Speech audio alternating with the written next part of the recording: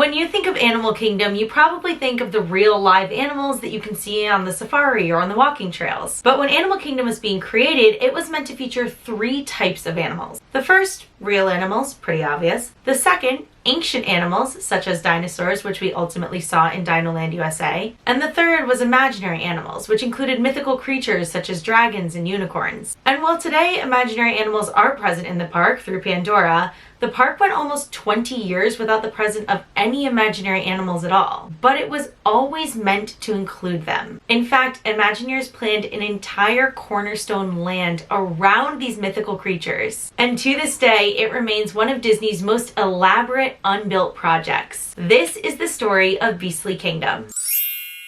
Happy Mouselets Monday! I am Mouselet1, and today we are going back in time to the history of Animal Kingdom. And let's start in 1992. It was at this time that Animal Kingdom was officially greenlit after a lot of discussion about what a 4th park at Walt Disney World should look like. Imagineers were tasked with figuring out how this park should be different than a zoo. This is a quote from an interview that Rhode, the lead Imagineer for the park, did at the time. When I became involved in Disney's Animal Kingdom, it was late 1989, and Disney sent a group of MBAs out across the country visiting and researching zoos around the nation, and they came back with a terrifically negative report that basically said, look, there's a zoo in every city, in every town in this country. They're all subsidized by the city, by the state, by the federal government. People pay 1/3 of what they pay to get into our parks to come in. They stay for 2 hours, they buy a drink, then they can go whenever they want.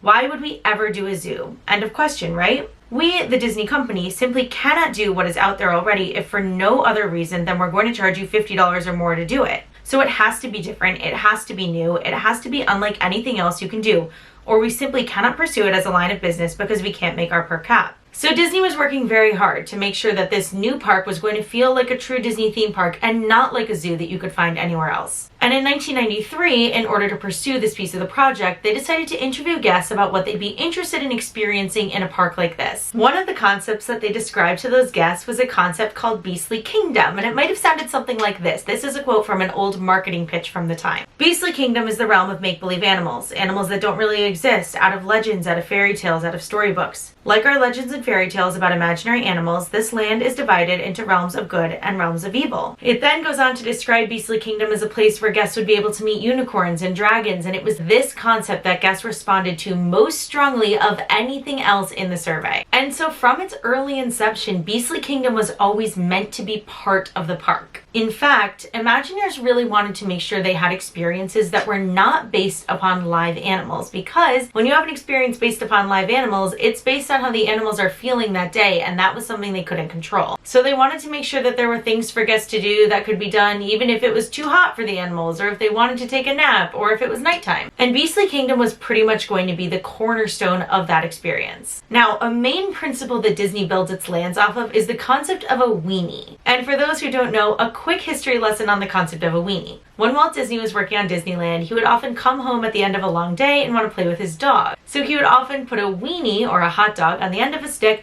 and dangle it in front of his dog to make her chase him around. And Walt realized that it was this weenie that was enticing his dog to follow him, and he implemented the same concept in his parks. If you think about any Disney park, there's always a park icon, something huge when you walk in which draws guests to it. That is the weenie. So at Disneyland, we have Sleeping Beauty Castle. In Magic Kingdom, we have Cinderella Castle. But even in the other parks, in Epcot, we have Spaceship Earth. In Animal Kingdom, we have the Tree of Life. But this concept was also done on a smaller scale within individual lands. For example, today in Pandora, we have the Floating Mountains. In Asia, we have Expedition Everest. So Beastly Kingdom was, of course, meant to have a weenie. The entire land would be centered around this, and that was going to be the Dragon's Tower. So as guests crossed the bridge from Discovery Island into Beastly Kingdom, the land would have been divided into good and evil, and on the evil side, there would have been this huge Dragon's Tower looming over the land. And inside was meant to be an e-ticket attraction. E-ticket attractions are Disney's highest tier, best attractions. Think today like Rise of the Resistance. The Dragon's Tower would have been a castle that had been burned and wrecked by a dragon that was now inhabiting it, guarding treasure. As guests, we would get to enter the castle, which is also inhabited by bats, who enlist us to help try and rob the dragon of his treasure. The concept art for this showed the ride vehicles being suspended from a track in what looked almost like a helmet shape. Other concept art showed them more looking like bats. And there was lots of concept art for how the dragon itself may look. There was some with 3 heads, some with 1 head, but it was always meant to be this huge iconic moment with this fire-breathing dragon at the end of the coaster. And this was really meant to be the park's main e-ticket attraction, because if you think about Animal Kingdom, they had to be very sure that when they were designing an attraction like a roller coaster, it was super contained from the animals, and that noise wouldn't bother the animals. There was no risk of an animal possibly straying onto the tracks, and Beastly Kingdom was isolated enough that it allowed for that. Expedition Everest wasn't part of the park's original plans, and if you look at it now, you can see how it's very isolated from the rest of the park in order to deal with some of those same issues. But at the time, it was meant to be this attraction, the Dragon's Tower, that was meant to be the park's main thrill ride. And this ride would have been really special for 2 reasons. Number 1, the dragon was meant to be the largest and most elaborate animatronic that Disney had ever built. And number 2 is that this was meant to be a suspended coaster, meaning that the ride vehicles would have been attached at the top with guests sitting down below. Disney World still does not have a suspended coaster almost 30 years later, but one is meant to be coming soon with the opening of Monsters, Inc.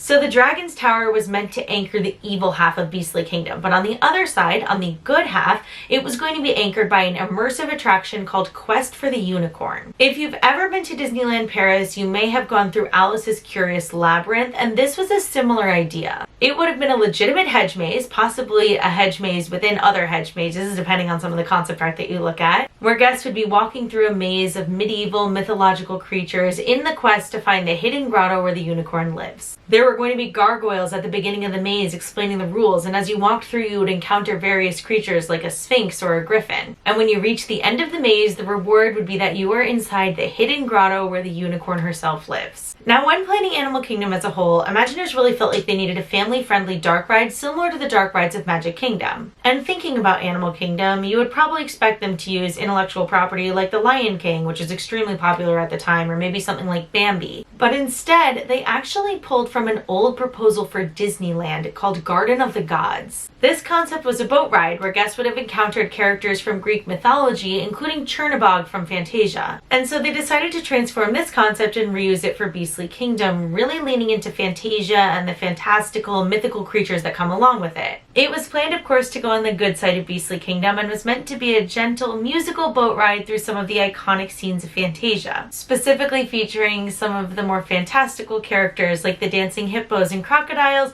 or the scene with Pegasus and the fawns and the centaurs. And again, this was really meant to be a much needed ride in Animal Kingdom that didn't have anything to do with live animals, but was accessible for all guests. Beastly Kingdom was also meant to have a restaurant, and it was going to look out over a waterway where you could see the Loch Ness Monster. The Loch Ness Monster was going to have these 3 or 4 coils to his body as well as his head, and they would come and go in and out of the water on various cycles, and occasionally all of them would come out so that you could see the whole monster, and it was going to give this appearance that the Loch Ness Monster was sort of swimming through the waters and that something was present. And all of this would have been visible from the restaurant so that even while you were there, you could sort of feel the mythical creatures around you. Now, there's something else that was meant to be included along the river, but in order to talk about that, we first need to touch on another very interesting Animal Kingdom attraction, which was the Discovery River boats. At some point, we'll do an entire Mouselets Monday just on the Discovery River boats because there's actually abandoned remnants of them in Animal Kingdom, and they were very short-lived and a very interesting history. But for this story, what you need to know is that when the park opened, the Discovery River boats would travel along the waterways of Animal Kingdom to move guests from one area to the other. So these Discovery River boats would have passed by the Beastly Kingdom area, and the idea was that by the labyrinth there would have been a hill that was totally covered in fog, but when the boat passed by, the fog would lift for 30 seconds or so, and you'd be able to see part of the unicorn with some limited movement as a little teaser as to why you should come back and visit Beastly Kingdom later. So Beastly Kingdom was elaborate. It was meant to have 3 attractions, a restaurant, lots of other things to see, and it was going to be a cornerstone land for this park. So why wasn't it built? At this point, the budget for Animal Kingdom was growing quickly. It was at $650 million, projected to reach $1 billion, and Michael Eisner decided they needed to start cutting back. And realistically, that meant that they had to choose between Dino Land or Beastly Kingdom. Ultimately, Dino Land won out, and that was for a few reasons. Number one, Michael Eisner liked using the parks to promote his movies. A good example of this is Splash Mountain. Splash Mountain is called Splash Mountain because Disney was releasing a movie that had nothing to do with the ride called Splash. It was a movie about mermaids that ultimately didn't perform that well at the box office, but before it opened in theaters, Michael Eisner decided that naming the attraction Splash Mountain would be good promotion for the movie, and therefore that's how it got its name. And we saw this have an effect at Animal Kingdom as well, because in the early 90s, Jurassic Park was released by Universal, and it was a huge success. So Disney was trying to come up with their own dinosaur franchise, and they were preparing to release a movie called Dinosaur. So Michael Eisner knew that the Dino Land section of the park could be used to market the dinosaur movie, and he wanted to invest resources there. The second reason is that Imagineers are running out of money, and a new ride had just opened at Disneyland based on Indiana Jones, where they're brought on a moving ride vehicle through the Temple of Doom. And Imagineers realized that they could take this exact ride vehicle and ride track and repurpose it for a dinosaur ride in Dino Land USA. That would keep costs down significantly and make building a more elaborate land more possible. And again, this is another area that needs an entire separate Mouselets Monday video, because the initial plan for Dino Land USA versus what we eventually saw is completely different and extremely interesting. But back to our Dino Land versus Beastly Kingdom battle, the only other reason that Dino Land ultimately got built is because kids love dinosaurs and they knew that they could probably sell a lot more merchandise. So Beastly Kingdom was shelved, but it was never meant to be completely removed from the slate. It was just meant to be a phase 2 of Animal Kingdom. And so in 1998, when the park opened, the imagined animals were still referenced pretty heavily throughout the park's marketing and even in the park itself. When you look at the main Animal Kingdom entrance side, there are animals with wings paying homage to those mythical creatures, and in the ticket booths, the large animal in place of the elephant head is actually a dragon. And the dragon was featured in the center of the Animal Kingdom logo, which is seen on benches throughout the park and on marketing materials distributed around the world. There even was and still is a unicorn section of the parking lot. In Michael Eisner's dedication speech for the park, he mentioned those imaginary animals. Welcome to the kingdom of animals, real, ancient, and imagined. A kingdom ruled by lions, dinosaurs, and dragons. And throughout marketing, imaginary and mythical animals were referenced. When Animal Kingdom opens here tomorrow, it will be Disney's 4th theme park in Orlando, home to an array of real, extinct, and imaginary animals. We always thought the idea of doing something with animals, fantasy animals, real animals, prehistoric animals, would be appropriate for our company, and why not? Stand up and say, we can do this, why, we can make this a unique and interesting park, and it will be wonderful, and it'll have live animals, and it'll have make-believe animals, prehistoric animals, science and conservation. So Disney wanted guests to know that something more was coming. The area was temporarily being used as Camp Mini Mickey, but that was never meant to be permanent. They wanted Beastly Kingdom to come, so they added a few little tributes throughout the park. Remember those Discovery riverboats? On the shores of Beastly Kingdom, they decided to have a dragon living in a cave that would shoot out a ball of fire to make guests excited for the Dragon Tower to come. Originally, they were actually going to create a copy of the dragon that lives in the castle in Disneyland Paris. If you've never been to Disneyland Paris, you can actually go underneath the castle and see a dragon living in its cave. It's pretty cool. And so the front third of that dragon was meant to be recreated for Animal Kingdom and placed inside the cave where it could come out and go back in as guests went by. But of course, there were budget cuts. So instead, they decided to build the cave, and rather than allow you to see the dragon, you would hear the dragon and see its fire coming out. So if you have never believed in dragons before, you may now.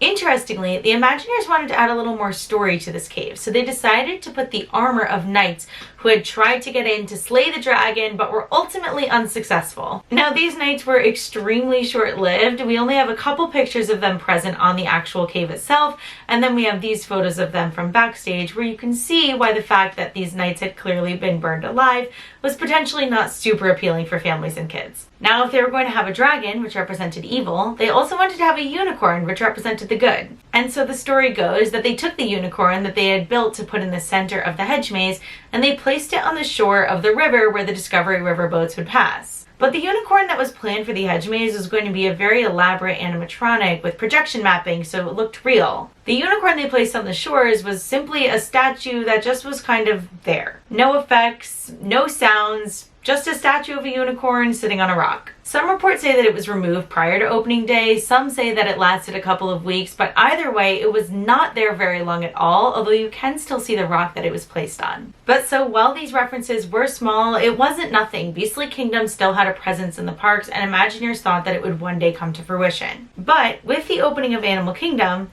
attendance at Magic Kingdom, Epcot, and Hollywood Studios dipped by over 10%. When Michael Eisner had promised that it would only dip by 5 or less. And so executives were stressed and they wanted attendance at the older parks to be brought back up, which meant that money was needed to add new shows and attractions and parades in those other parks, and Michael Eisner had to find that somewhere, so where did he find it? In the Animal Kingdom budget. And money that was set aside for Beastly Kingdom was therefore used to quickly add additions into those other parks. But hope wasn't lost, because in spring of 1999, Universal Studios down the road was planning to open its second park called Islands of Adventure. And the thought was that Islands of Adventure was going to attract huge crowds and hurt Disney's attendance, meaning that the Disney parks would need to be bolstered and get new attractions, and that included Animal Kingdom because at the time, Animal Kingdom really wasn't an attraction-heavy park. So Imagineers went to the executives and represented their Beastly Kingdom idea, and everyone agreed that yes, if Islands of Adventure really did hurt Disney's attendance, Beastly Kingdom would be built. But then Islands of Adventure opened, and for reasons that people still really don't understand today, it did not do super well. Everybody agreed that it had amazing rides and state-of-the-art technology and lands, but crowds just didn't visit the park. And that's probably a whole other story, but focusing on Disney, this meant that Disney didn't really need to build Beastly Kingdom because they didn't see drops in attendance due to Islands of Adventure. But there was another huge problem. When Islands of Adventure opened, it included an area called the Lost Continent. And the Lost Continent land happened to be worked on by a lot of former Walt Disney World Imagineers. So when they needed to pitch ideas to Universal for the Lost Continent land, they remembered their old Dragon's Tower concept that was never built at Disney World. And that concept was ultimately turned into Universal's Dueling Dragons ride. Now, stealing the concept of rides was common practice at the time. Even famous Imagineers like Tony Baxter were inspired by rides at Knott's Berry Farm, and there are a lot of similarities that you can see between theme parks around the world. And in the defense of those Imagineers who moved to Universal, how could they be stealing something that was never actually built? But so, when it came time to revisit the plans for Beastly Kingdom, the Dragon's Tower ride basically had to be scrapped. Because even though people internally would know that it was Disney's idea first, to the general public that didn't matter, and the Dragon's Tower ride would be seen as a ripoff of the Dueling Dragons ride at Universal Studios. And the Dragon's Tower was supposed to be the grounding attraction in that land. It was the weenie, it was the e-ticket, and without it, the land kind of lacked an anchor. So while Joe Rhode and the Imagineers continued to advocate for Beastly Kingdom, especially because the park had issues with the live animals when it first opened, and they really felt like they needed to bolster the non-animal areas of the park. It just never made sense for the budget to be allocated there. It unfortunately unraveled and unraveled until ultimately Beastly Kingdom was essentially dead. Now, Beastly Kingdom was never actually greenlit, which meant that it was never actually officially canceled. But for all intents and purposes, we had concept art, we had marketing pitches, we know that Beastly Kingdom was meant to exist, and we know that it never came to be. While Camp Mini Mickey was meant to be temporary, it included the Festival of the Lion King, and that was one of the park's most popular attractions. So there wasn't really any reason to remove it. And for about 20 years, that's how the park remained. But luckily today, mythical creatures have been brought to Animal Kingdom through Pandora World of Avatar. This was a project that Joe Rhode was brought back to work on, and he finally got to complete his dream of having mythical creatures present in Animal Kingdom. A lot of people didn't love the idea of bringing Avatar to Animal Kingdom because they didn't feel like it made sense for a park that was so based in learning about actual animals. But when you look back at the history and realize that Animal Kingdom was always meant to include information about mythical animals, it actually is the perfect full circle moment for the park. That's all I have for you today on Beastly Kingdom, but there is so much more to come on Unbuilt Disney projects, especially at Animal Kingdom. But for now, be sure to like this video and subscribe to our channel to see more Mouselets Monday deep dives, and thanks for watching. Bye!